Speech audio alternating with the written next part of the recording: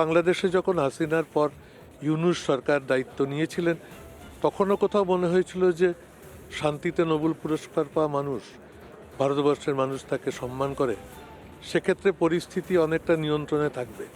কিন্তু নিয়ন্ত্রণের বাইরে চলে যাচ্ছে এবং তার কাছে যা প্রত্যাশা ছিল তার সম্পূর্ণ উল্টো ফল হচ্ছে।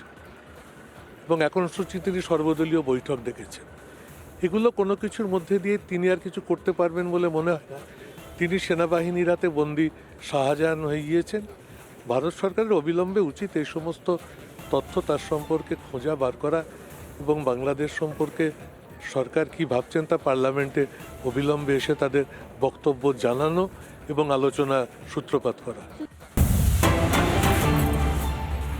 বাংলাদেশের পরিস্থিতি কতটা ভয়ঙ্কর জানেন? এতটাই ভয়ঙ্কর যে চিন্ময় কৃষ্ণপ্রভুর জন্য সওয়াল করার আইনজীবী পাওয়া যায় না তাই নয়, আইনজীবীদের একাংশ কোর্টে দাঁড়িয়ে, আদালত চত্বরে দাঁড়িয়ে থেকে বাকি আইনজীবীদের হুমকি দিচ্ছে যদি চিন্ময় কৃষ্ণপ্রভুর হয়ে কেউ সওয়াল করে তাদেরকে গণপিটুনি দেওয়া হবে। এই যে ছবি দেখতে পাচ্ছেন, কালো কোট পরা কার্যত সন্ত্রাসবাদী জামাতে ইউনূস জোটের প্রশ্রয় হুমকি দিচ্ছেন। শুনুন। এই চিন্ময় দাসের পক্ষে এবং চিন্ময় দাসের দোসরের পক্ষে কেউ যদি ওকালতি করতে চায় কিংবা ওকালতনামা দাখিল করে, সাথে সাথে এই কোর্ট বিল্ডিং এর তাকে গণপিটুনি দিতে হবে। এই চট্টগ্রাম আদালত পাড়ায় যারা যদি কেউ সাহস করে এই চিন্ময় দাসের পক্ষে এবং চিন্ময় দাসের দোসরের পক্ষে কেউ যদি ওকালতি করতে চায় কিংবা ওকালতনামা দাখিল করে, সাথে সাথে এই কোর্ট বিল্ডিং এর তাকে গণপিটুনি দিতে হবে। এই চট্টগ্রাম আদালত পাড়ায় যারা যদি কেউ সাহস করে এই চিন্ময় দাসের পক্ষে এবং চিন্ময় দাসের দোসরের পক্ষে কেউ যদি ওকালতি করতে চায় কিংবা ওকালতনামা দাখিল করে, সাথে সাথে শুনতে পেলেন তো হুমকিটা? গণপিটুনির হুমকি দেওয়া হচ্ছে। এতটাই সাহস এই কালো কোট পরা সন্ত্রাসবাদীদের। বলতে বাধ্য হচ্ছি, কারণ ন্যূনতম আইনি সহায়তা নিয়ম যেটার বৈষম্য হচ্ছে এই মুহূর্তে বাংলাদেশে দাঁড়িয়ে থেকে, এদেশের মাটিতে কিন্তু হয় না। এদেশের মাটিতে কিন্তু আজমাল কাসাফ, আফজাল গুরু, ইয়াকুব মেনন আইনজীবী পায়, কিন্তু বাংলাদেশে হয় না। কি চলছে বাংলাদেশে বোঝাবার চেষ্টা করব। হিন্দু বলেই আইনি বৈষম্য চলছে বাংলাদেশের বিচার ব্যবস্থায়। আইনি বৈষম্যের ছবি দেখতে পাওয়া যাচ্ছে। আইনি অধিকারটুকু পাচ্ছেন না হিন্দুরা। হিন্দু সন্ন্যাসী বলে মুসলিম প্রধান দেশে তাদেরকে সামান্য আইনি সহায়তাটুকু পর্যন্ত দেওয়া হচ্ছে না। হিন্দু সন্ন্যাসী বলে তারা পাচ্ছেন না আইনি সহায়তা। আমি পরের তথ্যে যাব। হিন্দু বলে উকিল দেওয়া হলো না চিন্ময় কৃষ্ণপ্রভুকে। যারা উকিল নিজেরা দাঁড়াতে চেয়েছিলেন তাদের বাড়ি ঘরদোর জ্বালিয়ে দেওয়া হচ্ছে, তাদেরকে মামলা দেওয়া হচ্ছে 70 জনকে। সওয়ালে ইচ্ছুক আইনজীবীদের ধমকানো হচ্ছে। 70 জনকে হিন্দু আইনজীবীকে মিথ্যে মামলায় জড়িয়ে দেওয়া হয়েছে। মিথ্যে মামলা দেওয়া হয়েছে 70 জনকে। সই করতে দেওয়া হয়নি ওকালতনামায়। ওকালতনামায় সইটুকু পর্যন্ত করতে দেওয়া হয়নি তাদেরকে। মাথা ফাটিয়ে দেওয়া হয় আইনজীবীদের। আপনারা রিগান আচার্যর ছবি দেখেছেন, রমেনের ছবি দেখেছেন, কি পরিমাণ মারধর করা হয়েছে তাদেরকে, কিভাবে ভাঙচুর করা হয়েছে দফতর। হাজির হতে পারেননি কোনো আইনজীবী। কেউ চিন্ময় কৃষ্ণপ্রভু হয়ে সওয়াল করবেন সেই সুযোগটাই পাচ্ছেন না, তারা হাজিরই হতে পারছেন না। ফলত কি হয়েছে? ফলত এটা হয়েছে শুনানিটা 1 মাস পিছিয়ে গিয়েছে। এটা কি চলতে পারে কোনো সভ্য দেশে? সভ্য এই এখন যে জায়গায় যে সময় আমরা দাঁড়িয়ে আছি সেখানে দাঁড়িয়ে থেকে সত্যি কি এটা মেনে নেওয়া যায়? আমরা প্রশ্ন করেছিলাম আন্তর্জাতিক সম্পর্ক বিশেষজ্ঞ রাজাগোপাল ধর চক্রবর্তীকে, তিনি কি বলেছেন শুনুন। দেখুন, বাংলাদেশে যে কোনো প্রশাসন নেই সেটা তো বহুদিনই পরিষ্কার হয়ে গেছে। এখন বিচারের বাণী নীরবে নিভৃতে কাঁদে। বিচারালয়ে মানুষ ন্যায় বিচার পাবে, সবাই সমান, আইনের চোখে সবাই সমান, এটা আমরা এতদিন জেনে এসেছি। বাংলাদেশও তার আইনও একই কথা বলে এবং বাংলাদেশ যে ইউনিভার্সাল হিউম্যান রাইট ডিক্লারেশন যে সই করেছে তা তো একই তারা স্বীকার করে নিয়েছে যে সেখানে আইনের শাসন নেই, সেখানে মৌলবাদী ধর্মান্ধতাই সেখানে রয়েছে। সেটা থাকলে সরকারের কাজ সেটাকে শাসনের মধ্যে নিয়ে আসা।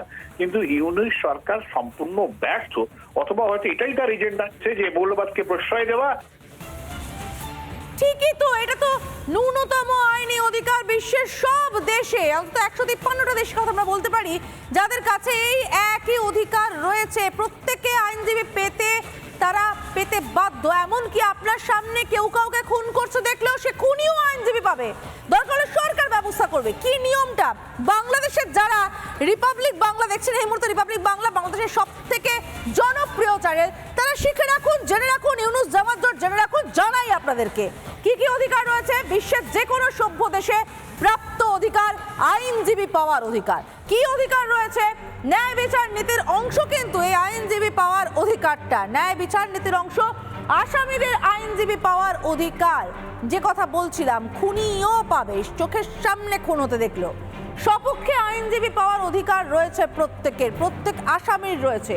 ফৌজদারি ভিত্তিতে আইনজীবী পাওয়ার অধিকার রয়েছে, যে কারণেই আবারও বলছি, আফজাল গুরু, আজমাল কাসাব, ইয়াকুব মেমনরা আমাদের দেশে আইনজীবী পান এবং সেই আইনজীবীরা মাথা তুলে কাজ করেন। অভিযুক্ত আইনজীবী দিতে না পারলে সাহায্য করবে সে দেশের সরকার।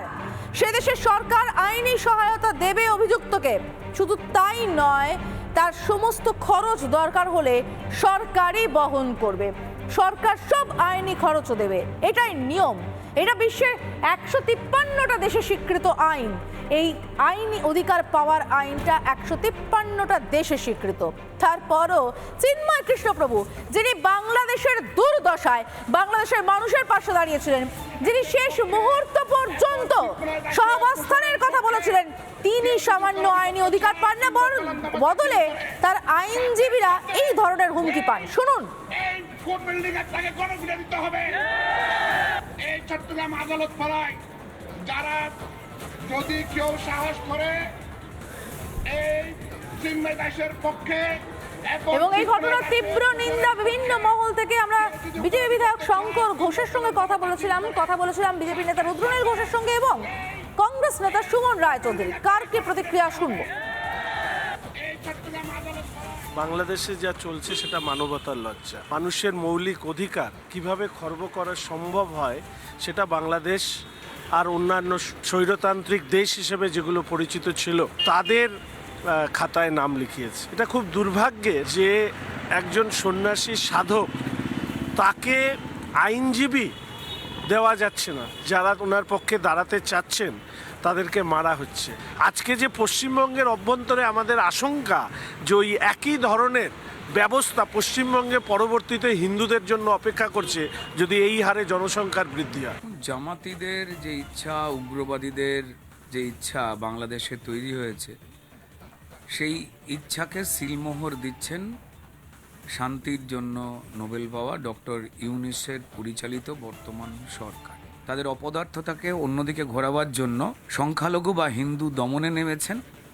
বাংলাদেশ স্বাধীন হওয়ার পর থেকে যেখানে সংখ্যালঘু বা সনাতনী মানুষের সংখ্যা ছিল ওখানে 25% এবং তা কমতে কমতে আজকে যা 6% এসে দাঁড়িয়েছে, তাকে পুরো নিশ্চিহ্ন করার দিকেই ইউনূস সরকার এই উগ্রবাদীদের যে হাওয়া দিচ্ছেন বা তোল্লাই দিচ্ছেন তা পৃথিবী জুড়ে প্রমাণিত। সংখ্যালঘুদের তারা সুরক্ষা না দিতে পারে, যারা সংখ্যালঘুদের পথপ্রদর্শক, ধর্মীয়ভাবে যারা পথপ্রদর্শক, তাদের ওপরে যদি আইনি নিপীড়ন করে, তাহলে বাংলাদেশের সঙ্গে আফগানিস্তান বা পাকিস্তানের তফাৎ কোথায়? আমরা যারা কংগ্রেস করি বা জাতীয়তাবাদ আন্দোলনের সঙ্গে যুক্ত, আমরা সবসময় মনে করি সংখ্যাগুরুরা হচ্ছে সংখ্যালঘুদের বড় ভাই। সংখ্যালঘুদের বাঁচিয়ে রাখা, তাদের ধর্মীয় দাবি দেওয়া, তারা যাতে সঠিকভাবে পুজো অর্চনা করতে পারে, সেটা হচ্ছে সংখ্যাগুরুদের কর্তব্য। বাংলাদেশে সংখ্যাগুরু সম্প্রদায় এবং বাংলাদেশের যে দায়িত্বশীল সরকার যারা আছেন, তারা যদি সংখ্যালঘুদের ধর্মীয় আচরণ, তাদের ব্যবসা, তাদের বাড়ি সম্পত্তির ওপরে অত্যাচারকে প্রোৎসাহন দেয়, তাহলে বাংলাদেশ অচিরেই আফগানিস্তানে একদিন পরিণত হবে এবং এটা খুব দুর্ভাগ্যজনক বিষয়। নানা ধরনের কন্টেন্ট দেখার জন্য লাইক করুন, শেয়ার করুন আমাদের ফেসবুক পেজ, সাবস্ক্রাইব করুন আমাদের ইউটিউব চ্যানেল। পাশাপাশি অন্যান্য ব্রেকিং নিউজের জন্য অবশ্যই চোখ রাখুন রিপাবলিক বাংলায়।